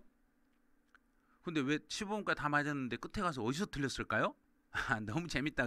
지금 이렇게 공부를 하셔야 돼요. 그래서 여러분들이 그 구름이방 그 방장님께서 예전에 한번 특강 오셔가지고 저에게 오늘 한 50명 되신 분이 같이 이렇게 캠으로 공부를 하고 있다는 걸 듣고 여러분들이 분명히 이렇게 공부하면 재밌겠다. 그래서 토요일 날 하루 정도 날 잡아서 여러분들하고 같이 이렇게 소통해보고 만약에 이게 재미있고 여러분들이 진짜로 적극적으로 참여하시면 제가 다른 과목 선생님을 섭외해가지고 할 수 있는데 우리 PD님이 문제예요. PD님이 나 못해 해버리면 어쩔 수 없는 거예요. 그래서 여러분들이 무조건 PD님한테 해주세요 막 하면 그러면 어쩔 수 없이 해드릴 수도 있어요. 그러려면 여러분이 메가랜드를 달리는 사람 메달TV 가서 구독, 좋아요를 눌러주셔야 돼요. 그래서 우리 PD님을 움직이는 것은 메달TV 구독이에요. 구독. 또 좋아요예요. 그래서 메달TV 구독, 좋아요 해주시면 아마 PD님도 그래요. 저도 참여할게요. 이렇게 나올 거예요. 봐요. PD님 최고가 아니라 구독이 최고라니까요. 메달TV 구독 이게 그래서 나만 구독이 아니라 가족 모두 구독 이렇게 하시면 돼요. 자 이제 16번 가보죠. 재산세에 대한 설명으로 옳은 것을 모두 골라라 그랬는데 부동산 투자회사가 목적 사업에 사용하고 있습니다. 부동산 투자회사가 목적 사업에 사용하고 있다. 이 말은 이게 무슨 뜻이냐면 그 회사가 생산 활동에 사용하고 있어요. 이 말이에요. 생산 활동에 사용하고 있어요. 그래서 생산 활동에 사용하고 있으니까 이거는 별도합산 과세가 아니라 분리과세입니다. 생산 쪽으로 사용하고 있는 건 무조건 분리과세입니다. 그래요. 자, 니은번이요. 종중이란 말이 나왔네요. 다른 건 다 안 봐도 돼요.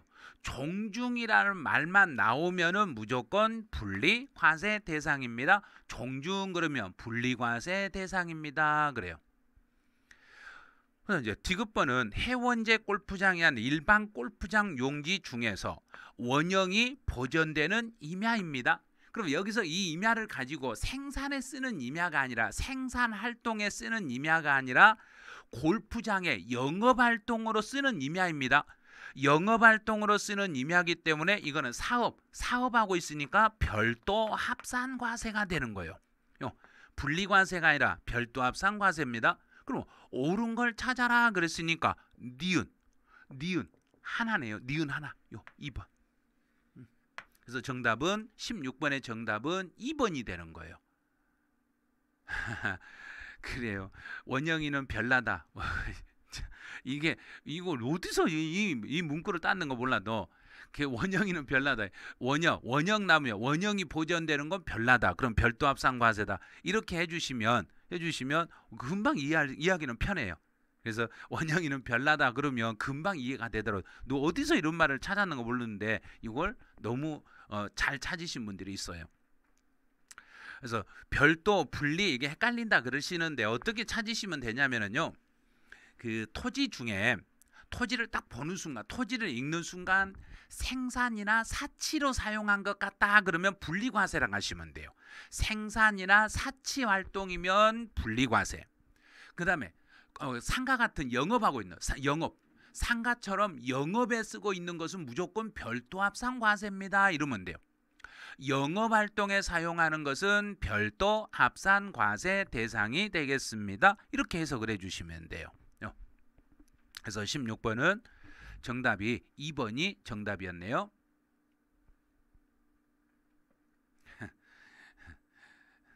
뭐 세법은 별이다 이렇게요? 그렇게 암기하시면 나중에 오해할 수 있어요. 오해할 수 있으니까 그냥 영업활동은 별도, 생산활동은 분리, 이것도 저것도 아니면 종합 이렇게 해석해 주시면 돼요. 원형이가 뭘까요? 이 말이 뭐냐? 원형이 보존된 임야라는 이야기예요. 여기 있는 이 문구 이걸 딴 거예요. 원형이 보존되는 임야. 원형이는 이거는 별도 합산 과세니까 원형이는 별나 이렇게 했던 거예요. 이런 식으로 이렇게 했던 거예요. 이제 17번 문제로 가보죠. 재산세 납세 의무에 대한 설명으로 옳지 않는 걸 찾아봐라 그랬어요. 그래서 1번 같은 경우는 공부상의 소유자가 매매 등의 사유로 소유권의 변동이 있는데도 신고하지 아니하여 사실상의 소유자를 알 수가 없습니다. 사실상 소유자를 알 수가 없을 때는 공부상의 소유자로 갑니다. 여기서 주의할 게 이제 신고, 요게 이번에 법이 개정이 됐어요. 여기서 신고가 개정이 됐는데 이때 신고는 과세 기준일로부터 15일 이내에 이제 신고하는 거예요. 작년까지는 여기가 10일이었는데 이제는 15일 안에 신고할 수 있도록 5일의 시간을 더 연장해 줬어요. 그래서 15일 이내에 신고하면 사실상 소유자로 가고, 만약에 15일 안에 신고를 하지 않아서 사실 소유자를 정부가 확인할 수가 없을 때는 공부상의 소유자를 납세 의무자로 하겠습니다. 이렇게 가는 거예요. 네, 2번은 공부상의 개인 등의 명의로 등재되어 있는 사실은 종중재산으로서 종중소유임을 신고하지 않았네요. 종중소유임을 신고하지 않았으면 여기도 공부상의 소유자가 내면 돼요. 그래서 공부상의 소유자가 과세 기준일로부터 15일 이내에 이거 종중 거예요 하고 신고하면 종중에게 고지서가 나가는데, 신고를 안 했을 때는 그때는 공부상의 소유자를 납세 의무자로 하겠습니다. 그래요. 이제 동그라미 3번이네요. 이제 국가라는 멘트가 나왔을 때 이거 이제 문제 푸는 요령 알려드릴게요. 여기서는 국가가 나오면 언제나 여기 지문에서 무상이라는 단어를 찾으세요. 무상. 그럼 국가의 물건을 내가 무상으로 사용하고 있으면 매수 계약자를 납세 의무자로 하겠습니다. 매수 계약자를 납세 의무자로 하겠습니다. 소유권의 기속이 분명하지 아니하여, 그럼 누구 건지 모르네. 아무리 뒤져봐도 이 소유권이 누구 건지 몰랐을 때는 그때는 사용자를 납세 의무자로 하겠습니다. 그래요. 사용자를 납세 의무자로 하겠습니다. 이래요. 그렇죠. 박영준 님이 국가, 무상, 매수, 계약자 이렇게 읽으시는 거예요. 그래서 박영준 님이 100점을 맞으시잖아요. 다 아시잖아요. 문제 푸는 요령을 알으셔야 돼. 그래야 문제를 풀 때는 핵심 포인트를 잡아서 국가, 무상, 매수, 계약자 이렇게 딱 읽으시면 돼요. 다른 지문은 모르셔도 그렇게만 읽어버리시면 돼요. 그다음 5번처럼 5번은 수탁자 명의로 등기가 됐어요. 수탁자 명의로 등기가 되었어요. 그럼 수탁자 명의로 등기가 됐어요. 그러면 원래 주인이 누구예요? 물어보면은 위탁자가 주인이니까 수탁자가 아니라 위탁자를 납세 의무자로 해야지요. 이렇게 가는 거예요. 위탁자를 납세 의무자로 합니다. 그럼 틀린 걸 찾아라 그랬으니까 정답은 5번 이게 답이 되는 거예요. 이제 18번 문제로 가보죠. 재산세에 대한 설명으로 옳은 것을 찾아라 그랬어요. 자, 옳은 걸 찾아라 했어요. 주택의 토지와 건물의 소유자가 다를 경우에 해당 주택에 대한 세율을 적용할 때, 이제 세율을 소유자가 달라도 주택별로 세금을 계산하라는 이야기는 토지와 건물의 가액을 구분하는 게 아니라 합산해가지고, 토지 건물을 합산해가지고 그 합산한 과세 표준에 합산한 과세 표준에 세율을 적용을 해드리겠습니다. 이렇게 가요. 이거 완전 주의할 게 주택별이라는 걸 주의하세요.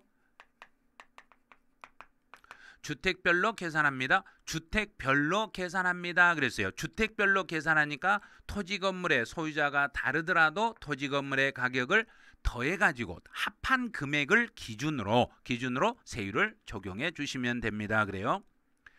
동그라미 2번 같은 경우는 이제 표준세율에 60% 범위 내에서 가감하는 게 아니라 50% 범위 내에서 가감하고 가감한율은 해당 연도에만 적용하겠습니다. 이렇게 가요. 토지에 대한 재산세 과세 표준은 이제 과세표 공정시장 가액비율 80%가 아니라 토지는 70%입니다. 70%인데 여기서 이번에 이틀 전에 개정된 걸 하나 알려드릴게요. 이제 지금 시행령이 입법 예고가 됐는데 지방세법 시행령이 입법 예고가 됐는데 재산세에서 공정시장 가액 비율이 약간 이제 개정이 돼요. 자, 주택에 대한 공정시장 가액 비율이 일반적인 경우는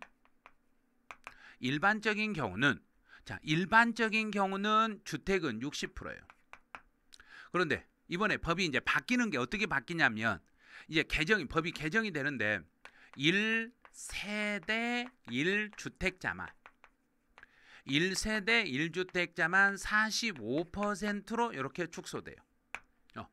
그래서 주택에 대한 공정시장 가액 비율은 일반적인 경우는 60% 그대로예요. 그래서 주택이 나오면 이제는 1주택이다, 2주택이다 써주게 돼 있어요.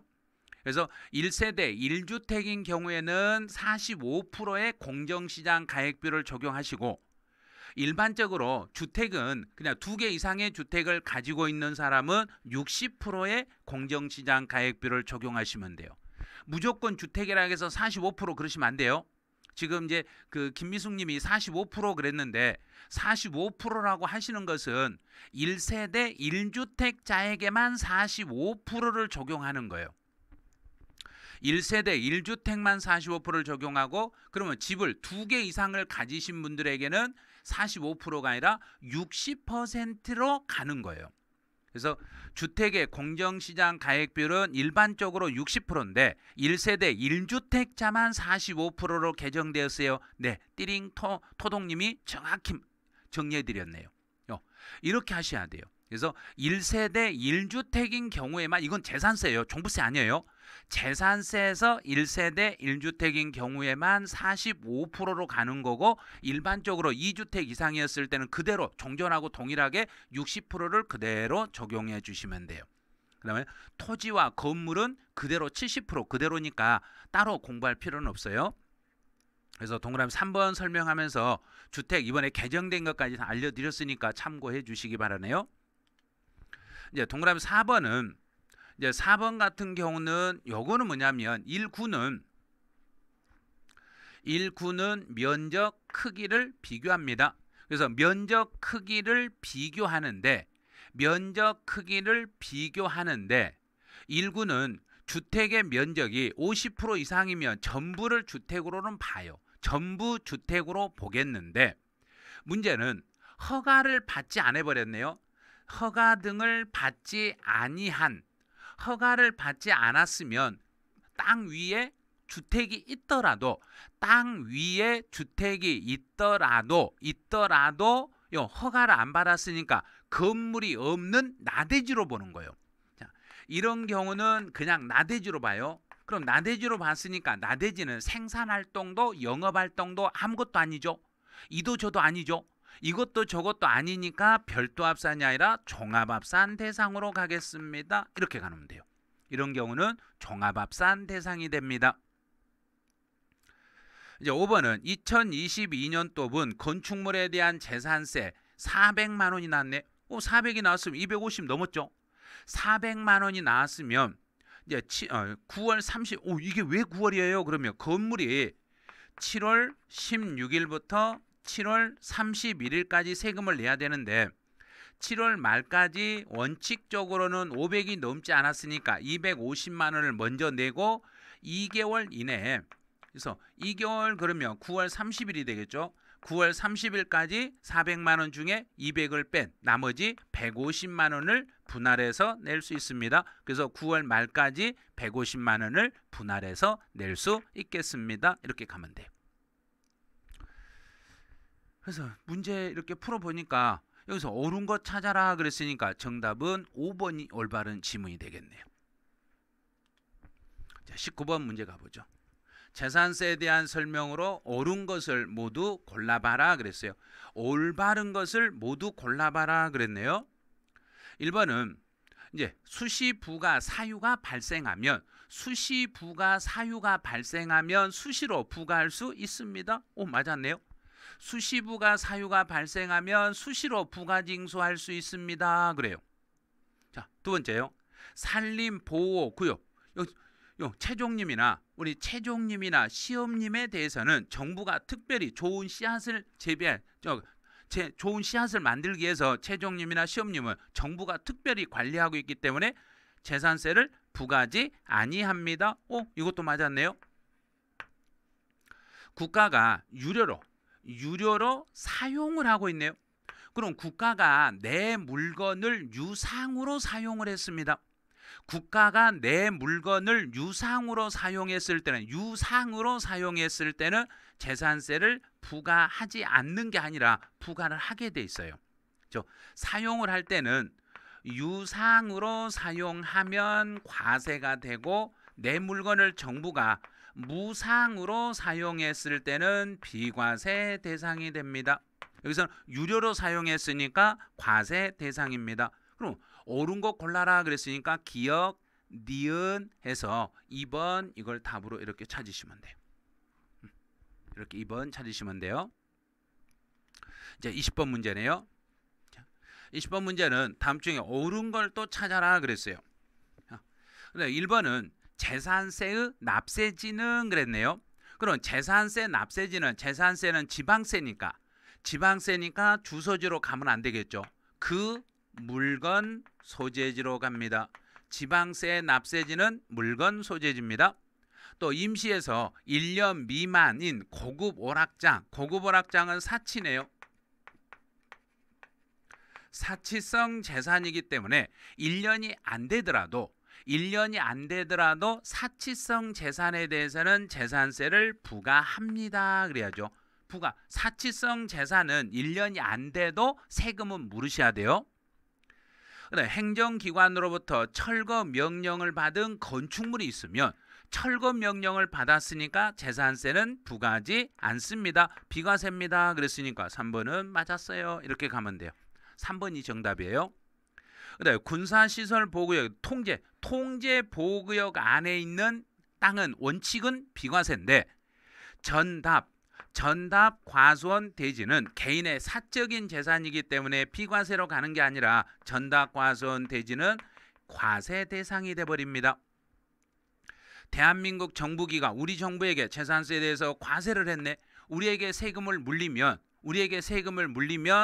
나도 재산세는 나는 부과하지 아니한다가 아니라 나도 부과를 하겠습니다. 이렇게 가는 거예요. 그래서 정답은 3번이 돼요. 지금 다 맞았다 했는데 그런데 정답에는 안 나왔는데 다 맞으신 분이 성적을 답안을 제출을 잘못했나요?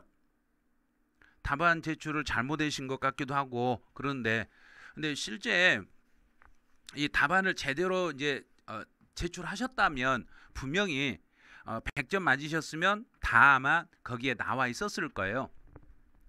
그런데 4분 빼고 나머지 분은 다 맞으신 분이 사실은 없었어요. 그 성적 제출하신 분들 중에서 답을 늦게 풀었어요. 그랬네요. 늦게 풀으셨어도 다 맞으셨으면 축하드리네요.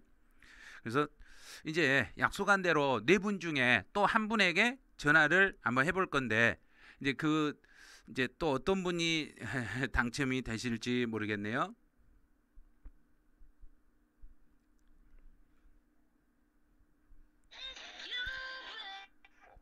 여보세요? 여보세요? 네, 안녕하세요. 네. 박영준 님이시죠? 아, 예, 예, 예. 예.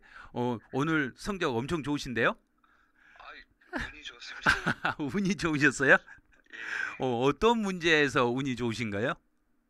처음에 1번 문제에서 예. 틀렸었었는데 네. 시간이 좀 남아서 제가 이제 좀 다시 검토를 조금 하다가 수정으로? 예. 아, 문득 이제 생각이 나더라고요. 다시 아, 다시 읽어봤죠. 그러니까 수정하기가 이제 예, 예. 제출하기 전에 아. 검토했대요. 그거 한번 눌러버리면 좀 힘드실 건데. 아닙니다. 그래갖고 그리고 수정하고 다시 제출을 했었고 아무튼 예. 이제 검토하는 시간이 조금 있어서 그 한 20문제 푸는데 시간이 한 몇 분 정도 걸리시던가요? 한 18분, 17분 요 정도 있었었던 것 같아요. 그래서 오, 좀 아리까리한 문제들은 예. 그 답은 일단 써놓고 예. 다시 한번 검토를 좀 해봤었어요. 종이로 이렇게 우리가 푸는 것하고 이제 모바일로 네. 푸는 것하고 차이점이 혹시 어떤 게 더 나은 것 같아요? 종이가 훨씬 나은 것 같아요. 종이가 네. 예, 눈이 좀 피곤하시죠? 예. 갑자기 전화 와서 아니 근데 이렇게 한 번씩 긴장해서 문제를 풀어보고 그러면 나중에 시험장에 가면 훨씬 도움이 많이 되거든요. 예. 예. 근데 교수님 정말 잘 가르치십니다. 이거 뭘요?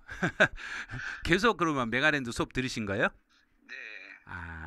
혹시 수업 들으시다가 지금 1월 달부터 5월 달 지금 기출 문제 들어올 때 혹시 난이도가 너무 올라가지 않고 그래요? 난이도는 예. 기출 문제보다 교수님들이 내주시는 게 더 어려운 것 같아요. 제가 10문제씩 내는 거요? 네네. 그럼 10문제 그거 혹시 풀 때 10분이 아니라 한 6, 7분이면 풀 수 있지 않아요? 아니요. 그래도 그거는 네. 저도 거의 빡빡합니다. 그래요? 예. 그리고 네. 그 정도 풀면은 지금 이 정도면 10개 중에 8개 이상은 맞으실 것 같은데. 그게 운이 좋으면 8개에서 9개 정도 되고 예. 거의 평균 한 7개 7개 정도? 예. 복습을 계속 하고 있고. 일부러 문제 어렵게 내는 게 어렵게 내야 틀리시면 수업 끝나고 보고해야 돼 있거든요. 그거 같아서 그게 너무 좋은 것 같아요. 그래 이제 먼저 OX 지문은 그럼 10개 지문 풀 때는 그건 답이 다 보이시던가요? 그거는 얼추 이제 보이기 시작했어요. 그게 보이기 시작하면요 객관식 문제가 풀려요. 그거는 더 연습을 열심히 해야지. 그리고 혹시 마지막 마무리할 때는 어떻게 하실 예정이세요? 저는 한 2주 정도에 네. 남겨놨을 때는 이제 과목별로 네. 그러니까 뭐 오전에는 예를 들어 중개사를 하면 네. 그다음에 오후에는 공시 뭐 이런 식으로 해서 하루에 2과목 정도씩? 한 2주 전부터 네. 그렇게 그래도 빡빡할 것 같아요. 한 2주 남으시면 그렇게 공부하시면 많더라고요. 오전에 한 과목, 오후에 한 과목 이런 식으로. 그러니까요. 그래야지 기억이 좀 남을 것 같기도 하고. 근데 이제 시험 한 3일 정도 남았을 때는요. 전체를 다 볼 수 있도록 하루에 전 과목을 다 돌리는 연습을 하셔야 돼요. 알겠습니다, 교수님. 예. 그러니까 3일 정도 남으시면 어쩔 때는 1차 하신 분들은 오전에는 1차 위주로 공부하시고 11시 12시 되면은 2차 위주로 보시고 이렇게 하시더라고요. 시험하고 똑같이. 예, 그 시간에 맞게끔 공부를 하시는 그런 요령도 좀 필요하시더라고요. 감사합니다. 잘 받들겠습니다. 혹시 이제 강의 들으시다가 저희 메가랜드 쪽에 뭐 부탁하고 싶은 거 그런 거 없나요? 아니요. 지금 너무 좋아요. 커리큘럼 자체가. 교수님들이 너무 정확하게 딱딱 찍어주시는 느낌이 좀 타사에 비해서 그런 건 좀 있어요. 작년에 제가 4개월 정도 1차만 공부를 했었거든요. 네. 그래서 붙기는 했는데 그때 고생을 너무 많이 해서 이제 여기저기 좀 알아보다 메가랜드 일단 시험 강의를 좀 들어보니까 너무 좀 타사랑 좀 비교됐었던 그런 느낌이 좀 있었어요.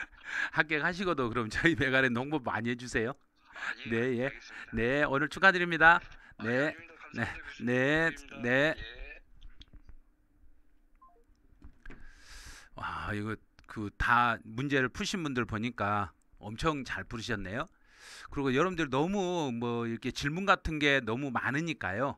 너무 질문이 많으셔가지고 지금부터 한 5분 정도 쉬었다가 Q&A를 한 30분 정도는 여러분 질문 답변을 받아드릴 테니까 혹시 궁금한 사항이 있으시면 이제부터 글을 하나씩 이제 궁금한 내용을 댓글로 남겨놓으시면 제가 5분 뒤에 다시 찾아뵙고 한 30분 정도, 그래서 정확히 한 5시 정도에 끝내야 되니까 한 30분 정도는 Q&A 해드릴 테니까요. 여러분들이 질문 사항 있으면 지금부터 댓글로 남겨주시기 바라네요.